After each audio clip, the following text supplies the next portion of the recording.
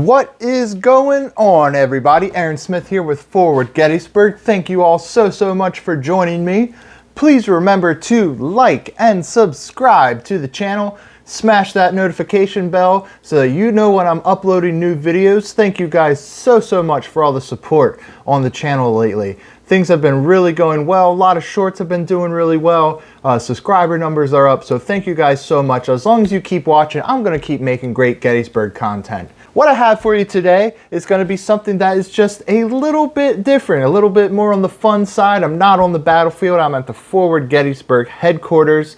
And today we're going to be discussing the facial hair of Gettysburg, something I thought would be a really fun topic to talk about. So let's get into it without further ado. I kind of made up a little list here of different generals and people who were at the Battle of Gettysburg who I thought was the cream of the crop in terms of facial hairstyles, and we're going to check them out, rate them, and at the end I'm going to tell you who I think had the absolutely best facial hair at the Battle of Gettysburg. So first up, Jeb Stewart, old James Yule Brown Stewart.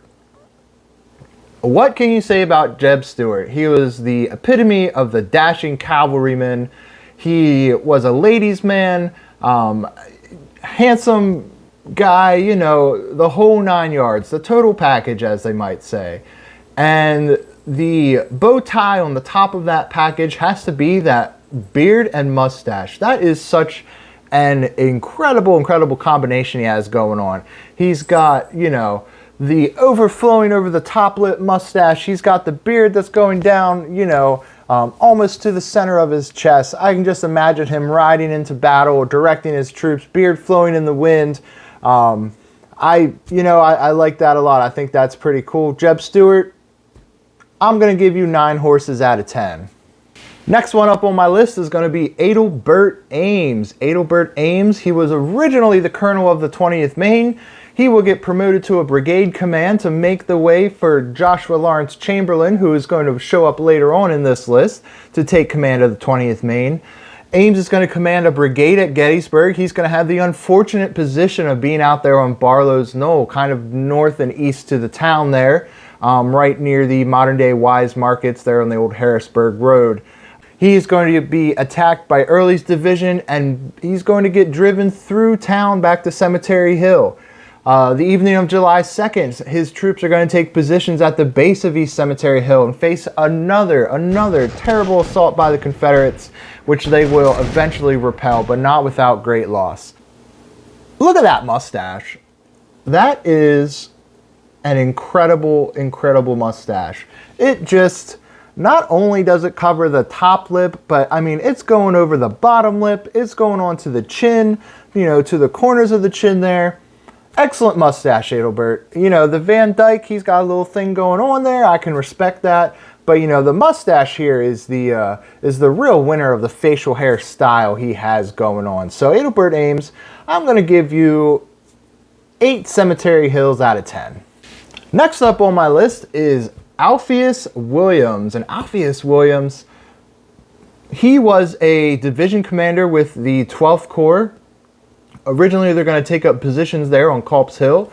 Then, in the fighting on July 2nd on the left flank of the army, he's going to have his troops move to support the fighting on the left flank and leave one brigade there on Culp's Hill, Greene's brigade. And they are going to fight off Allegheny Johnson's divisional attack.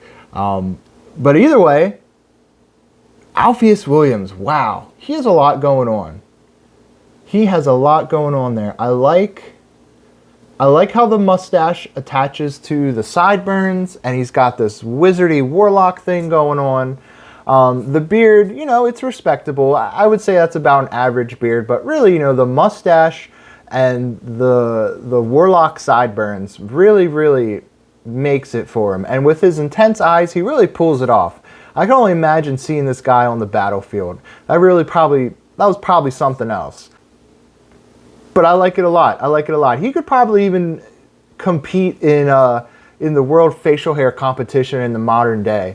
So Alpheus Williams, you know, I'm going to give you 8 wizard warlock sideburns out of 10. Speaking of sideburns, we have the king of Gettysburg sideburns. No, I'm not talking about Elvis. I'm talking about Strong Vincent. Strong Vincent was a brigade commander in the 5th Corps. As they were going to reinforce positions in the wheat field, Devil's Den, and the peach orchard, his brigade's going to be pulled off by an adjutant of Governor K. Warren, who was the Army chief engineer at the time at the Battle of Gettysburg. And his brigade is going to march into history and hold Little Round Top. Unfortunately, Strong Vincent will perish in the Little Round Top fight, trying to rally his troops. But his legacy and his amazing facial hair still lives on. The sideburns are incredible. He puts Elvis to shame. He almost, I'm going to say it. I'm just going to say it. He puts Burnside to shame with these sideburns. And Burnside is the guy who the sideburns were named after. So, Strong Vincent, excellent sideburns. You know what? I'm giving Strong Vincent 10 Little Round Tops out of 10 for the sideburns alone. Just an amazing style, and he pulls it off so well. Like, that is downright impressive. Next up, James Longstreet. Of course, James Longstreet, commander of the 1st Corps for the Army of Northern Virginia, Lee's most senior and trusted corps commander at the Battle of Gettysburg. He led and designed fateful assaults on the left flank on day 2, and also he was in charge of preparations for Pickett's charge on day 3. Longstreet is probably one of my favorite Confederate generals. He's right up there for me with Stonewall Jackson. 2 different styles, but I respect the hell out of both of them. The beard, man, Longstreet's beard is out of this world. It is what an incredible beard. I mean, check this thing out. He's got it nice and going there. I like how it just comes down. There's nothing crazy going on. And he has it at a really, really good length right there, right at the upper chest. Excellent beard. James Longstreet, I'm giving you 7 old war horses out of 10. All right, next one up. And I'm going to lump the both of these guys into the same category because I really feel like they are the average. They are the median of Gettysburg facial hair styles. And they just so happen to both be the leading commanding generals of their respective armies, Robert E. Lee and George Gordon Meade. Their beards don't do anything crazy. Their beards aren't wild. They don't have the Alpheus Williams crazy mustache going on. They don't have the crazy Strong Vincent sideburns. Their beard isn't going down to their chest like Jeb Stewart or anything like that. These are respectable beards. This is the median, middle of the road, average. This is the standard that all beards in the Civil War should be judged against. All beards at the Battle of Gettysburg, all facial hair. These are both highly respected men with respectable facial hair. So I'm going to give both of them, they're both getting 6 Gettysburgs out of 10. Next one up on my list is Henry Heath. Henry Heath's division led the initial attacks at Gettysburg on July 1st. His brigade commanders, Archer and Davis, were the first 2 brigades to engage the Union troops on the morning of July 1st. Henry Heath, this is a respectable mustache, just like, I talked about in the last little section, Meade and Lee. They're both about the average, the standard of beards for Gettysburg. I'm going to say that Henry Heath probably, I'm going to say that's the standard for mustaches. That's a respectable mustache. It's not too thin. It's not overly crazy. It goes over the top lip, which was the style at the time. A little bit of a curl at the bottom. That's very respectable. I like that a lot. It looks well on his face. It sits there. It doesn't look like it's just a nesting little badger there hanging out on his lip. Very respectable mustache. Henry Heath, I'm going to give, like I gave the other guys, I'm going to give you 6 railroad cuts out of 10. Next up, John Buford. Of course, we know John Buford. His cavalrymen started that delaying action when the Confederates started to make their way toward Gettysburg. And they just needed to stall for time to get the 1st Corps troops up from the Emmitsburg Road and from the Marsh Creek area. And they're going to fight the Confederates off for quite some time. And it's going to be a successful delaying action.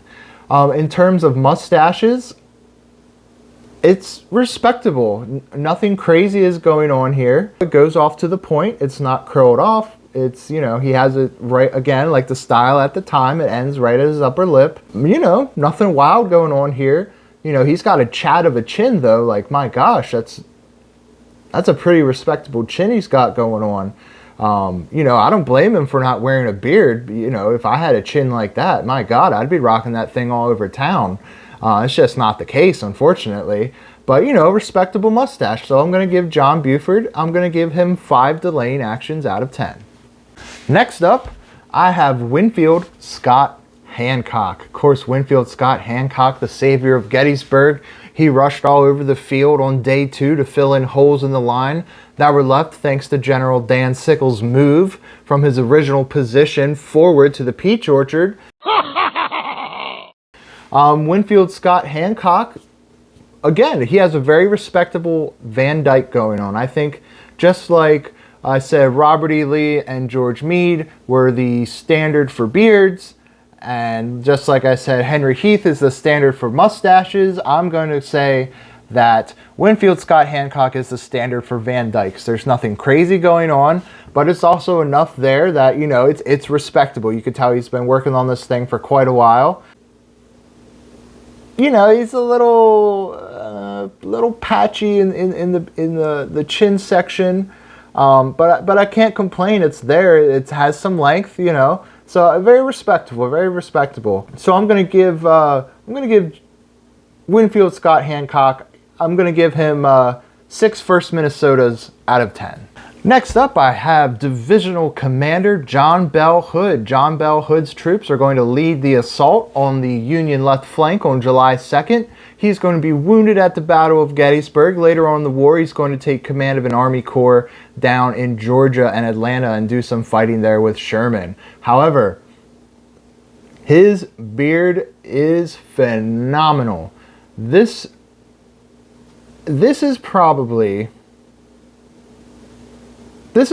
the best beard, I think, I don't want to say the best, because there's one I'm hanging off on. There's one I'm hanging off on for the very last. That is just above and beyond the most incredible facial hair at Gettysburg. But this beard is right up there. Very dashing. It's a very handsome man. Very striking features. You know, the mustache is in full length. Full display. The beard is just amazing, going down there to the middle of his chest. He looks like a Texan Santa Claus who's ready to charge his entire division right on your left flank. I love it. So, John Bell Hood, I'm going to give you 9 Devil's Dens out of 10.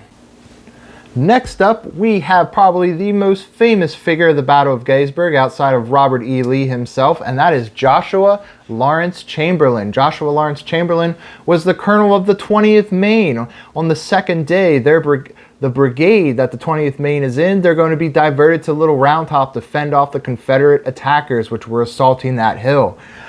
Joshua Lawrence Chamberlain and the 20th Maine, they're going to fight off Alabamians of the 15th Regiment of Alabama under William C. Oates.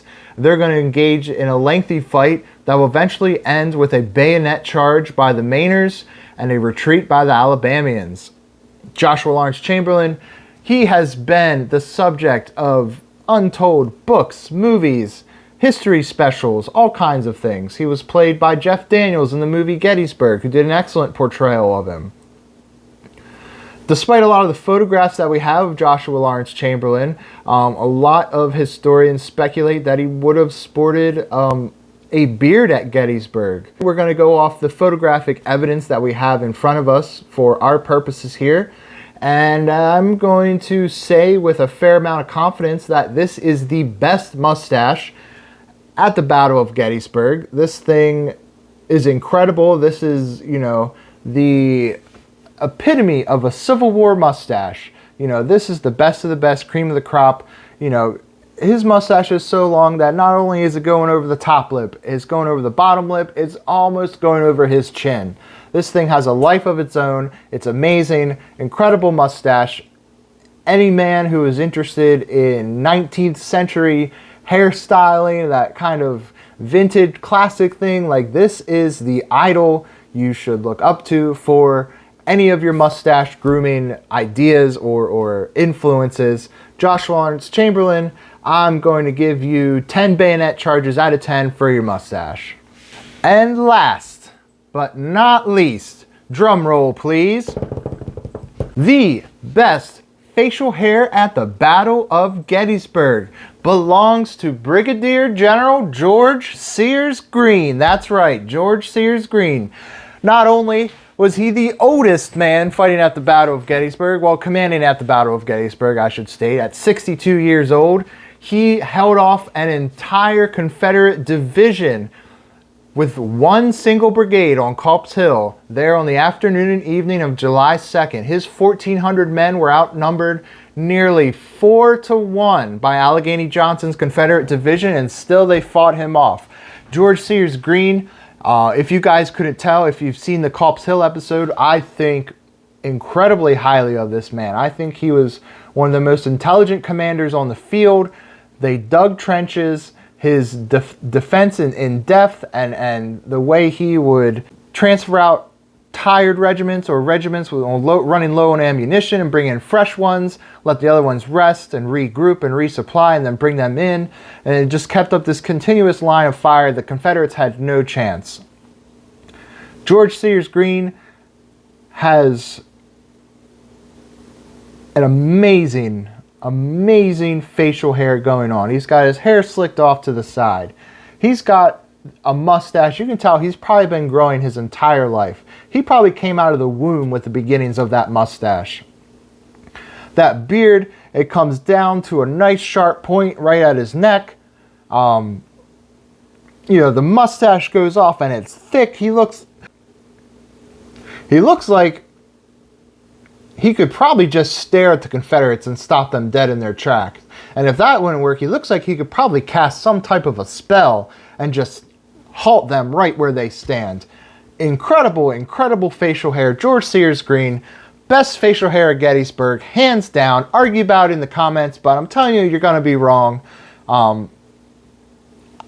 give him 11 trenches out of 10. Like, amazing, amazing facial hair. Well, guys, that's what I have for you today. This is going to be a fun episode, like I said. I hope you got something out of it. I tried to add a little bit of history as well as, discussing the facial hair styles of the time. Thank you guys so much for joining me. As always, I'm Aaron Smith for Forward Gettysburg, and I will catch you on the next one.